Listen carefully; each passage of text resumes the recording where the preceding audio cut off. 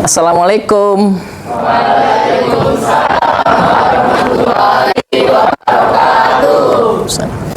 Selamat pagi semuanya. Pagi, Pak. Gimana kabar anak bapak semuanya nih?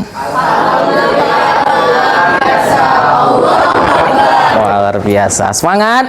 Nah, ini kelas 10 15. Bukan 10 16 ya? 15 ya? 15.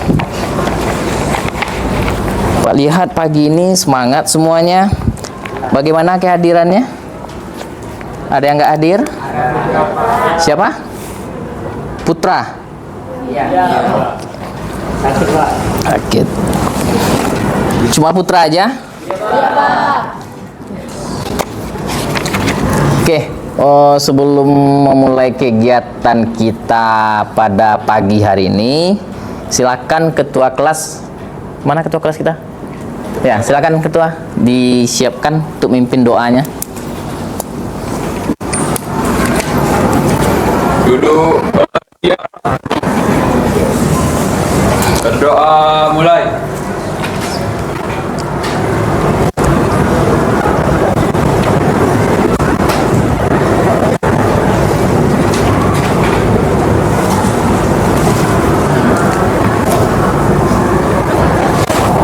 Berdoa selesai.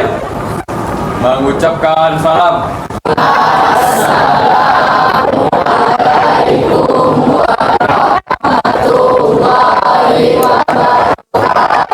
Waalaikumsalam warahmatullahi wabarakatuh. Nah, untuk hari ini silakan dikeluarkan bukunya. Nah, yang ada di atas mejanya hanya buku fisika dan yang lainnya disimpan terlebih dahulu, ya. Handphonenya disimpan. Kalau ada instruksinya ngeluar handphone, baru dikeluarkan handphonenya. Nah, seperti yang udah kita pelajari sebelumnya, masih ingat materi kita yaitu mengenai ada besaran dan pengukuran. Nah, pada kesempatan pagi hari ini kita lanjut materinya adalah mengenai pengukuran ya. Jadi hari ini kita akan melaksanakan yang namanya bagaimana kegiatan pengukuran menggunakan alat ukur. Ya. Nah, Bapak review materi sebelumnya bahwa ada kita mempelajari materi mengenai besaran. Ya. Nah, besaran-besaran apa saja yang akan yang tidak dipelajari sebelumnya? Ada besaran pokok dan besaran turunan. Besaran pokok, besaran yang gimana kemarin ya? Besaran yang tetap, betul ya. Besaran yang secara SI, bukan SNI ya. Kalau SNI apa kata Bapak kemarin? Standar Nasional Indonesia. Bukan itu ya, tapi secara SI. Nah, ini ada kesepakatan kelas kita. Yang pertama, kesepakatan kelas yang telah kita sepakati, bertanggung jawab atas tugas yang diberikan. Sepakat? Sepakat. Terlibat aktif dalam diskusi kelompok. Sepakat? Nah, misalnya kelompok 1 presentasi, ya. Kelompok yang lain harus menanggapi. Itu belum bentuk aktifnya. Ya, makin aktif kegiatan pembelajarannya, pasti pembelajarannya makin seru. Ya. Kemudian setiap kelompok presentasi dan yang kelompok lain memberikan umpan balik, ya, seperti yang telah kita lakukan sebelum-sebelumnya. Yang udah kita tentukan, misalnya kelompok 1 tampil yang nanggapi, misalnya kelompok 2, kelompok 3. Harus ada masing-masing kelompok yang memberikan umpan balik. Kemudian kerja sama kelompok. Perlu? Ya, perlu kolaborasi. Nah, ya, tujuan pembelajarannya adalah yang pertama, silakan bacakan Kak. 1. Melalui tayangan video dan slide gambar, murid dapat menjelaskan bagian-bagian apa saja yang ada pada alat ukur berdasarkan fungsinya. 2. Di dalam diskusi kelompok murid dapat menggunakan alat ukur yang sesuai serta dapat membaca hasil pengukuran. 3. Setelah melakukan pengolahan data hasil pengukuran, murid dapat menggunakan aturan angka penting. 4. Murid dapat menuliskan hasil pengukuran dengan menggunakan aturan penulisan notasi ilmiah. 5. Setelah merancang percobaan, murid dapat menyelidiki suatu kasus terkait pengukuran. Oke, ada 5 tujuan pembelajaran kita, ya. Nah, selanjutnya. Ini yang penting nih. Penting juga nih. Profil pelajar Pancasila. Hafal nggak? Sekarang ada kegiatan P5 nih di sekolah. Hafal nggak itu? Ada berapa dimensi? 6. Tapi terkait dengan proses pengukuran, di sini ada Bapak ambil 3 dimensi saja. Nah, kalau kita dalam melakukan kegiatan pengukuran, karakter apa yang harus perlu kita penting kita jaga? Misalnya orang jualan di pasar menggunakan alat ukurnya apa? Timbangan.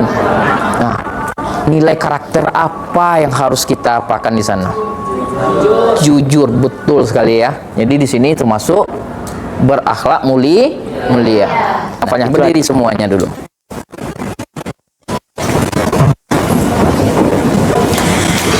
Berdiri semuanya dulu.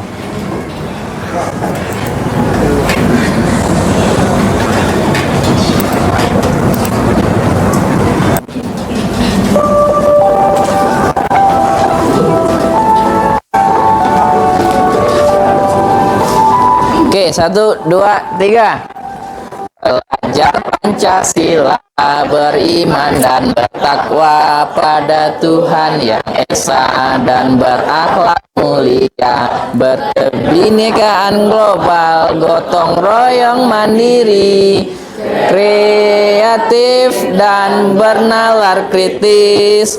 Belajar Pancasila, beriman dan bertakwa pada Tuhan Yang Esa dan berakhlak mulia, berkebinekaan global, gotong royong mandiri, kreatif dan bernalar kritis. Oke, tepuk tangan buat kita semuanya.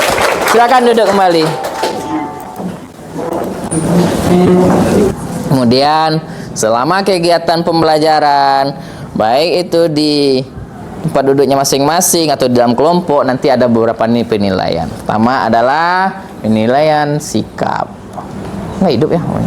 Kemudian pengetahuan dan keterampilan. Nah, nanti selama kegiatan akan ada Bapak isi penilaiannya berdasarkan ada angket penilaiannya. Paham ya?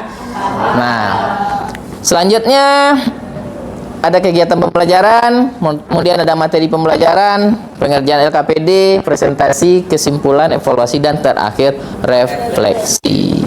Anak-anak pernah melakukan pengukuran? Pernah. Nah, jamaah jawabannya ya. Kemudian, alat ukur apa yang pernah digunakan? Garis, meteran. Kemudian apa lagi? Timbangan. Ukur baju, meteran baju. Speedometer pernah gunakannya? Pernah. Apa lagi? Jangka sorong pernah? Belum. Ada yang pernah, ada yang belum. Nah, kalau belum nanti kita praktekkan. Kita ambil salah satunya nanti. Karena kalian udah sering yang penggaris, meteran, jangka sorong pasti jarang. Pernah paling nengok-nengok aja. Nanti kita praktekkan. Nah, benda apakah yang pernah kalian ukur? Tinggi badan, ya. Nimbang apa? Beras. Ya. Tuh kalau nimbang beras pakai apa? Alat ukurnya, timbangannya. Nah, satuan apa yang digunakan? Sentimeter. Kilo apa? Kilogram. Sentimeter. Beras pakai apa? Oh, kilogram. Terus apa lagi? Liter. Itu kalau liter itu adalah volume.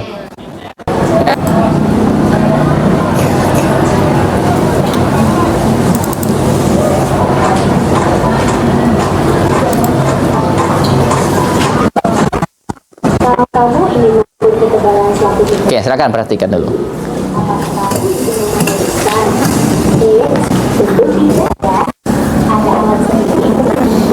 Ada yang perlu dicatat, silakan dicatat poin-poinnya.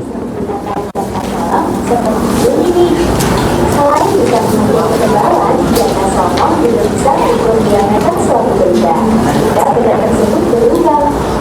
Kemudian jangka solong bisa digunakan untuk mengukur kedalaman lubang suatu benda loh. Menariknya, alat ini memiliki tingkat ketelitian 0,01 mm. Wah, kamu bisa mengukur ukuran suatu benda dengan lebih teliti dan akurat. Oke, ini adalah bagian-bagian dari jangka solong ya. Nah, ada rahang tetap bawah. Kamu tidak bisa menggeser rahang tetap ini ya. Kemudian ada rahang sorong atas dan rahang sorong bawah. Rahang sorong inilah yang bisa kamu geser. Kalau ini tombol kunci, dan itu di ujung alat ini ada tangkai. Itu untuk mengukur kedalaman suatu benda. Nah, kemudian yang harus kamu perhatikan itu skalanya. Skalanya ada 2 ya. Lalu putar lagi tombol kuncinya dan pastikan posisi jangka sorong benar-benar lurus. Setelah itu kita bisa lihat skalanya. Untuk melihat skalanya, yang paling atas itu skala utama dan bagian bawah itu skala Novios. Lalu cara membacanya, kamu perhatikan skala yang bagian atas dari angka 2 sampai 3 ya. Nah, setiap skala yang kecil-kecil ini nilainya 0,1. Jadi 2,1, 2,2, 2,3, dan seterusnya. Kemudian perhatikan angka 0 yang ada di skala Novios ini. Perhatikan posisinya ya. Angka 0 ini terletak di antara 2,2 dan 2,3. Nah, yang digunakan yang bagian depan, yaitu 2,2. Setelah itu kita baca skala Novios. Caranya dengan mencari skala atau garis yang berhiji. Coba perhatikan, garis yang atas ini berbeda dengan garis yang bawah. Jadi inilah yang digunakan sebagai acuan. Kemudian hitung garis tersebut. 1, 2, 3, 4, 5, 6, 7, 8. Oke, jadi bisa dituliskan 8 kali 0,01. Hasilnya 2,2 ditambah 0,08. Hasilnya sama dengan 2,28 cm. Oke, sekarang kamu bisa mencoba membaca jangka sorong sendiri ya. Sekian dulu materi kali ini. Sampai jumpa di materi lainnya.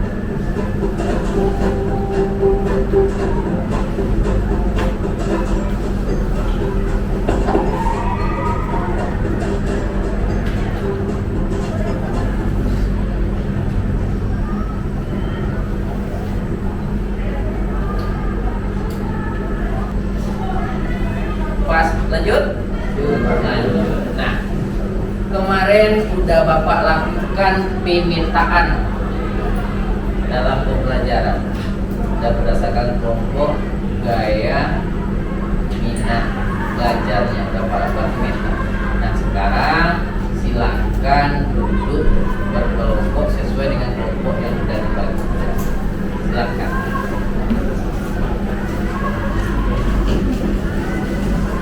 Bentar aja.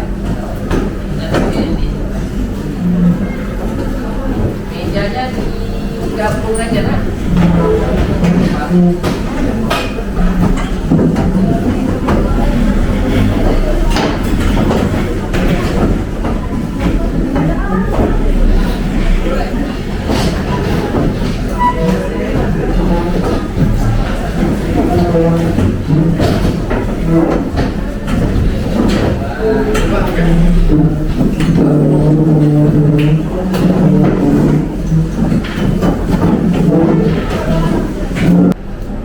Yang praktek silakan perwakilan kelompoknya ambil.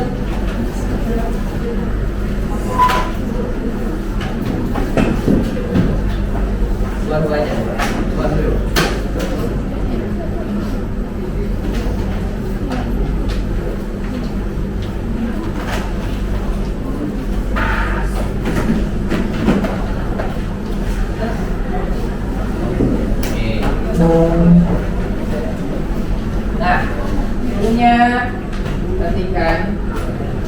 Nah, kan udah duduk berdasarkan kelompoknya masing-masing. Nah, ini silakan amati video ini, ya.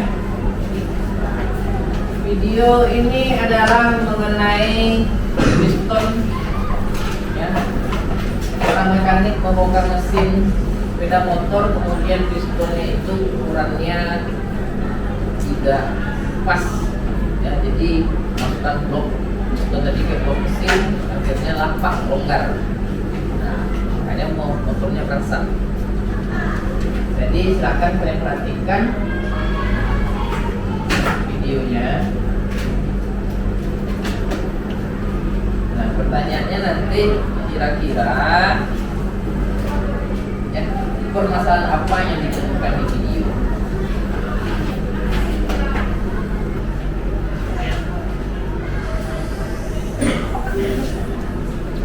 Ya, silakan didiskusikan di kelompoknya. Kan masalah apa yang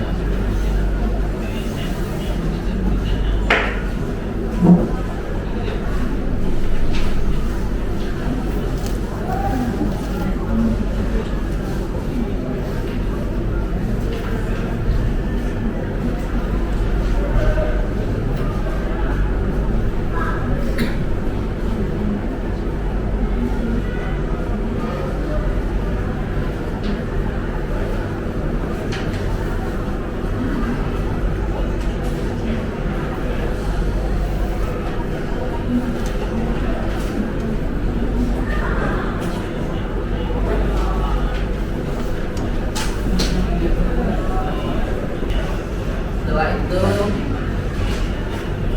bagian-bagian dari jangka sorong tadi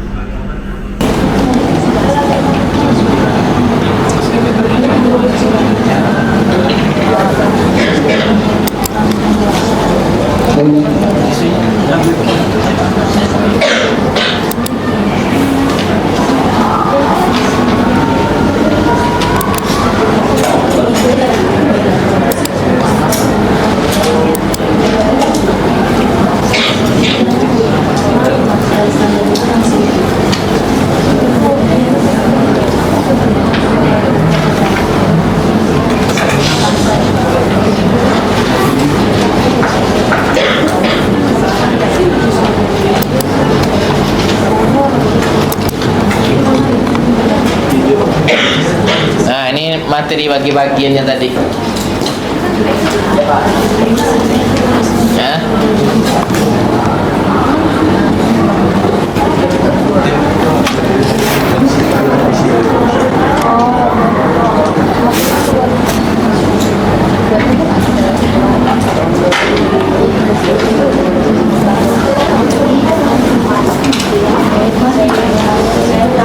Sudah Bapak kirim ke nanti materinya. Sudah masuk ke sekian.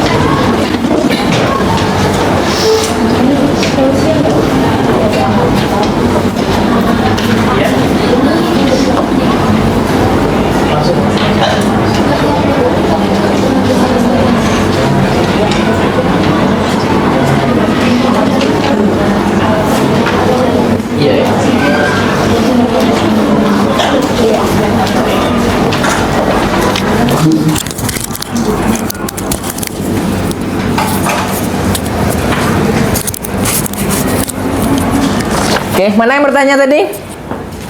Apa, Nak? Yang mana? Ini langsung dikerjain, Pak. Ya, langsung di ya.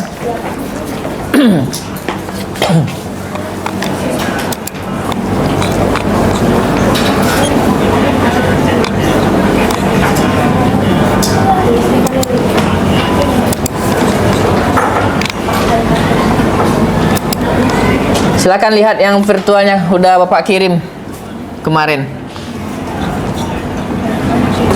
Boleh kelompok mana aja nanti. Kelompok Malik Oke, siapa lagi? Ya. Kenapa ya? Iya, Nak. Kumpah ya? Enggak. Dia nggak paham Cara baca ya. bacanya. Soalnya kecil, Pak. Oh gitu. Oke, nih ya. Nah, apa? Nih, 1, 2, 3. Bentar, Nay. Ya, ini 3 kan? 1, 3, 2. Atasan sampai garis bawah. Cepat. Harus dikali ya, Pak? Harus dikali. Yang nonius ya? Boleh, Pak. Ya. Kalau pingpongnya diukur ketebalan atau luasnya tidak? Berarti kan kira apa nih? Kalau ini. Luas, bukan luas. Apa ya? Ini sama ini apa nih? Garis apa ini? Diameter. Ah, diameter. Oke, yang presentasi kelompok. Udah kesimpulannya, refleksinya. Nah, yang lain lanjut aja sambil apa? Silakan untuk kelompok mana mau mulai dulu?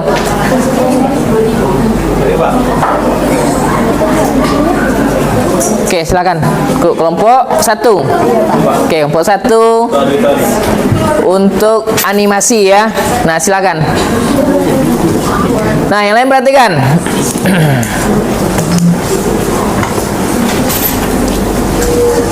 Ini apanya?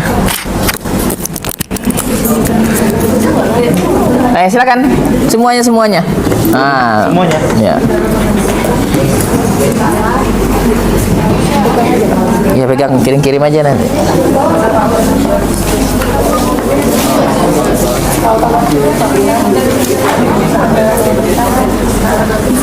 Baris. Hanya nggak mau. Oke. Dah, perhatikan. Assalamualaikum warahmatullahi wabarakatuh. Waalaikumsalam warahmatullahi wabarakatuh. Selamat pagi teman-teman. Pagi. Baik, Ayo. perkenalkan kami dari kelompok 1 Visual Auditory. Di sini kami akan mempresentasikan LKPD yang telah kami kerjakan tentang hasil pengukuran jangka sorong yang akan dipresentasikan oleh Chandroy.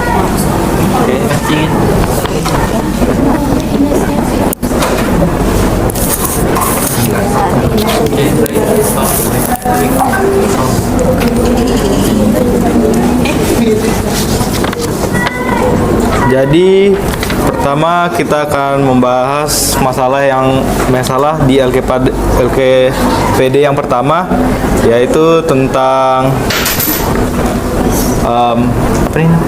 Permasalahan piston. Permasalahan piston. Nah, di sini permasalahannya itu kalau ini ada piston yang baru dibeli kan. Jadi pas dibeli dia nggak kayak pas gitu. Jadi pas diukur pakai jangka sorong, ternyata ukuran pistonnya kegedean. Jadi untuk menyelesaikan masalahnya ada 2 solusi. Jadi yang pertama kita bisa ganti pistonnya ke jadi yang lebih pas, tapi diukur dulu pakai jangka sorong supaya tahu kepasannya. Atau solusi yang kedua yaitu kita membesarkan silinder atau bore up. Nah, kesimpulan dari masalah tadi, karena masalah piston yang terlalu besar, kita bisa mengganti piston atau membesarkan silindernya. Terus di sini juga ada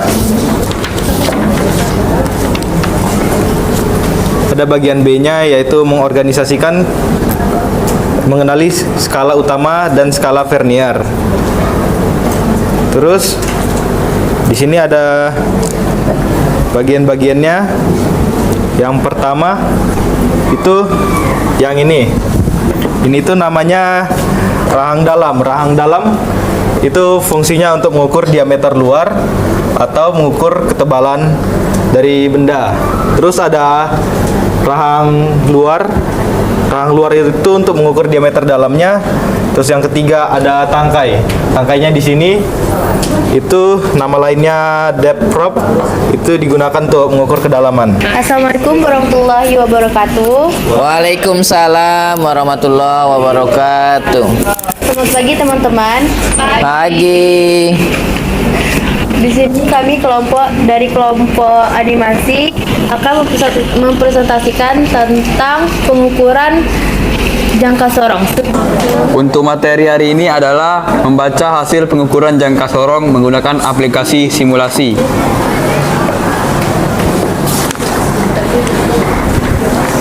Yang pertama bagian A, orientasi masalah.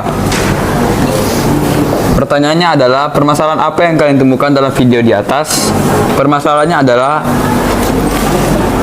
mengukur piston yang tidak terdapat di tulisan oversize.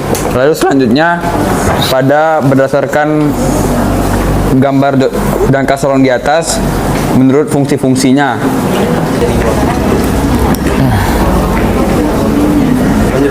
Nah, silakan. Ayo fokus semua. Assalamualaikum warahmatullahi wabarakatuh. Waalaikumsalam warahmatullahi wabarakatuh. Selamat pagi semuanya. Pagi. Saya hormati Pak Ade dan teman-teman yang saya banggakan. Nah, di sini kami dari kelompok 1 kinestetik. Di sini kami akan menjelaskan membaca hasil pengukuran jangka sorong yang dijelaskan oleh Siska. Jadi yang akan kami kerjakan pertama itu adalah permasalahan apa yang kalian temukan dalam video di atas. Jadi permasalahan yang kami temukan dalam video adalah sel standar Mega Pro itu 63,5 mili, sedangkan sel standar yang diukur tadi adalah 64,5 mili. Lalu berdasarkan gambar jangka sorong di atas, fungsinya adalah teman-teman bisa lihat di sini. Nah, bagian ini tuh namanya rangka bawah. Fungsinya adalah untuk mengukur diameter luar. Nah, yang ini namanya itu rangka atas. Fungsinya adalah untuk mengukur diameter dalam. Jadi secara keseluruhan dapat kita simpulkan bahwa adalah ya, pertama penggunaan jangka sorong itu yang pertama gunanya untuk mengukur diameter silinder, baik diameter silinder bagian dalam maupun bagian silinder bagian luar dan kedalaman yang tidak bisa alat ukur untuk mengukurnya, ya, dan juga ketebalan. Nah, jadi itu untuk ketelitian jangka sorong, ya, memiliki skala terkecilnya. Nanti di jangka sorong itu ada angkanya, misalnya 0,05 mm. Ya, 0,01 mm. Nah, jadi di jangka sorong itu ada ketelitian, tergantung jangka sorongnya. Ya, tapi kalau di buku, kita lihat di buku, ketelitian jangka sorong itu adalah 0,01 cm. Oke, jadi itu secara keseluruhan untuk kesimpulan untuk kegiatan hari ini. Ya, kita akan bermain. Suka main? Suka. Nah, jelas suka, ya. Kita akan bermain dengan quizzes, ya. Bapak akan lakukan evaluasinya. Oke, kodenya adalah 739219. 739219. Silakan tulis refleksinya. Ketik aja.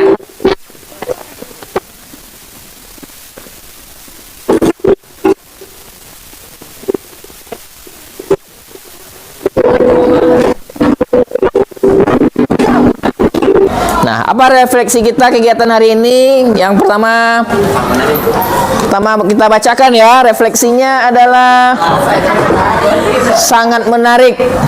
Kata